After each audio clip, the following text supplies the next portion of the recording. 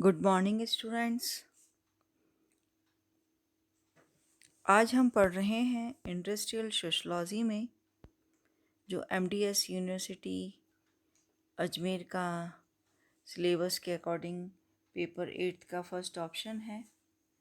उसमें हम पढ़ रहे हैं problem of migration of labours, श्रमिकों के प्रवास की समस्या। अगर हम भारत में औद्योगिक श्रमिकों की हम बात करें तो यह एक सामाजिक संयोग ही है कि श्रम की जो प्रवासी प्रवृत्ति है उसका बहुत बड़ा योगदान है। इसके कारण व्यक्ति अपने जो उसका जो मूल स्थान होता है उसको छोड़कर अन्य स्थानों पर अस्थायी रूप से बस जाता है। इससे ना तो वो अपने मूल स्थान पर पूरी तरह से सेटल हो पाता है और ना ही अपने नए स्थान पर ठीक तरह से अपने आप को सेटल कर पाता है। भारतीय उद्योगों में कार्य करने वाले श्रमिकों का एक बहुत बड़ा भाग प्रवासी है, जिसका मूल स्थान तो गांव है, लेकिन काम करने के लिए वह शहर के उद्योगों में आता है और समय समय पर वापस अपने गांव लौटता है। यदि हम श्रमिकों के प्रवास की समस्या को अगर हम अभी वर्तमान में देखें तो अभी लॉकडाउन जब हुआ था उस समय हमने देखा कि कितने श्रमिक पुनः अपने गांव की ओर लौटना चाहते हैं और गांव की लौटने की चाह में वो अगर कोई संसाधन उन्हें नहीं मिले, कोई यातायात के साधन नहीं मिले, तो वो पैदल ही चल दिए अपने घर की ओर पुनः लौटने के लिए। तो हम ये देखते हैं कि उनका जो मूल स्थान है उससे वो ना तो पूरी तरह उखड़ पाए हैं और ना ही जहाँ वो काम कर रहे हैं वहाँ वो अच्छे से अपने आप को सेटल कर पाए हैं। आज हम देखेंगे कि भारत में श्रमिकों का किस प्रकार से प्रवास पाया जाता है।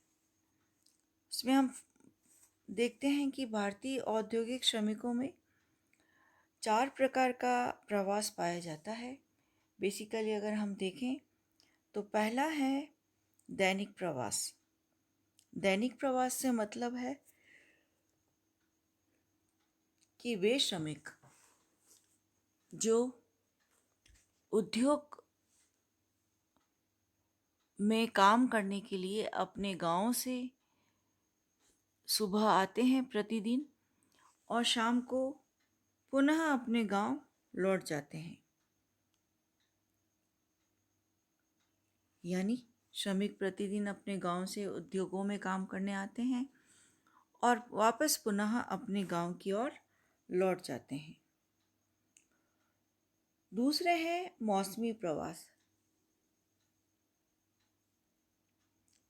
इसको हम इस तरह से देख सकते हैं कि जब गांव में फसल एवं खेती का कार्य नहीं होता तो जो श्रमिक होते हैं वो उद्योगों में काम करने के लिए नगरों में आ जाते हैं और जब मौसम विशेष में खेती का कार्य अधिक होता है तो उस समय वो पुनः लौटकर गांव में आ जाते हैं। इसे मौसमी प्रवास कहा जाता है। नेक्स्ट हम देखते हैं आकस्मिक प्रवास। गांव में तनाव, झगड़े, सामाजिक बहिष्कार आदि होने से गांव छोड़कर नगर में काम करने आना और उसके पश्चात अगर स्थिति पुनः सामान्य होती है या गांव से कुछ ऐसी सूचना मिल जाती है तो वापस श्रमिक अपने गांव लौट जाता है। उसे आकस्मिक प्रवास कहा जाता है। फिर नेक्स्ट आता है स्थायी प्रवास। स्थायी प्रवास जब स्थायी रूप से गांव छोड़कर श्रमिक वापस आकर नगरों में बस जाते हैं, उसे स्थायी प्रवास कहा जाता है। इस तरह से हमने देखा कि प्रवास के क्या प्रकार हैं। इसी तरह से हम देखेंगे कि प्रवास के कारण क्या हैं। प्रवास के कारण में हम देखते हैं कि भूमि पर जनसंख्या का भार अधिक होना, जनसंख्या के वृद्धि होने से कृषि के जो धंधे थे उसकी आवश्यकता के अनुसार वो पूर्ति नहीं कर पा रहे थे, और कुटीर उद्योगों का जो पतन हुआ तो कुटीर उद्योगों में जो लोग काम कर रहे थे वो बेकार हो गए। सामाजिक कारण जैसे पिछड़ी जाति के प्रति असम्मान एवं घृणा, पारिवारिक कलह जो व्यक्ति को संयुक्त परिवार से पृथक होने के लिए प्रेरित करते हैं, ऋणग्रस्तता के कारण ऋण चुकाने हेतु नगरों में काम के लिए आना, अधिक धन कमा कर अपनी आर्थिक स्थिति में सुधार करना, या नगरों में जो आधुनिक सुविधाएं उपलब्ध होने से उनका आकर्षण भी गांव के लोगों को आकर्षित करता है। या गांव में जो जीवन की सामान्य सुविधाएं होती हैं, जैसे चिकित्सा है, शिक्षा है, यातायात संचार है, मनोरंजन है, इनका अभाव होता है। इसलिए श्रमिक गांव छोड़कर नगर के उद्योगों में काम करने के लिए आना चाहता है। प्रवास के जो परिणाम हैं उसमें हम देखेंगे अच्छे परिणाम में हम देखते हैं कि गांव में भूमि पर जनसंख्या का भार घटता है, परिवार की आर्थिक स्थिति में सुधार होता है, श्रमिक के जीवन स्तर में सुधार होता है, श्रमिकों का मानसिक दृष्टिकोण व्यापक बनता है और मानसिक संकीर्णता समाप्त हो जाती है। साथ ही श्रम की गतिशीलता में वृद्धि होती है और उसकी अर्जन क्षमता एवं उत्पादकता बढ़ती है। नगरों में अगर हम देखें कि नगरों में श्रमिकों के जीवन की सामान्य सुविधाएं उन्हें अधिक मात्रा में मिलती हैं। गांव के प्राकृतिक वातावरण में आने जाने से श्रमिकों का स्वास्थ्य भी ठीक रहता है। साथ ही हम देखते हैं कि सामाजिक सुरक्षा गांव में संपर्क रखने से बनी रहती है। जब कभी बीमारी, बेकारी या अन्य कोई संकट आता है तो वो श्रमिक पुनः गांव लौट आता है और संयुक्त परिवार उसकी सहायता करता है।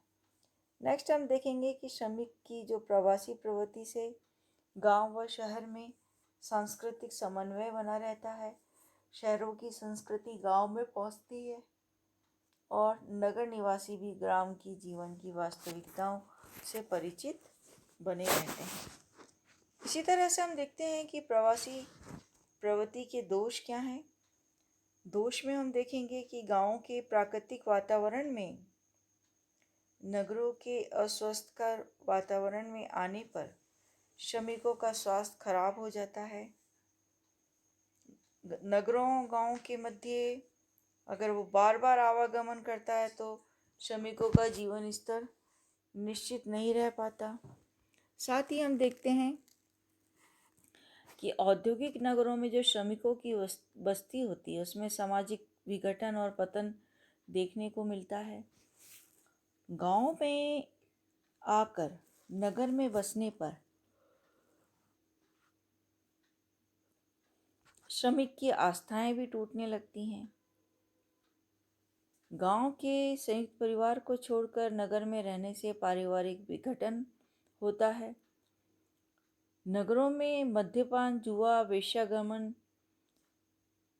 से श्रमिकों का नैतिक पतन होता है, जबकि गाँव में वो इन दोषों से मुक्त रहते हैं। गंदी और घनी बस्तियों में रहने से श्रमिकों का स्वास्थ्य खराब होता है, उनकी कार्य क्षमता घटती है। और नैतिक विघटन श्रमिक का होता है मंदीकाल में, बेकारी की स्थिति में, नगर के महंगे जीवन की आवश्यकताओं की पूर्ति हेतु वह भ्रष्ट उपायों से धन कमाना और ऊंची आकांक्षाओं का पूरा न होने से वे आत्महत्या की प्रवृत्ति भी उनमें विकसित होने लगती है।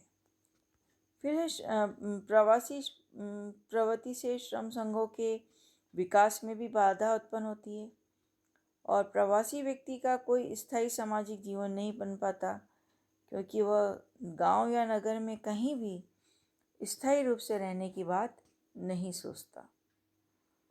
इस प्रकार से हम देखते हैं कि जो प्रवासी प्रवृत्ति होती है वो यहाँ की आर्थिक सामाजिक परिस्थितियों का एक कारण है, जो श्रमिक और समाज पर विभिन्न प्रकार के प्रभाव डालती है। Thanks for watching. Have a nice day.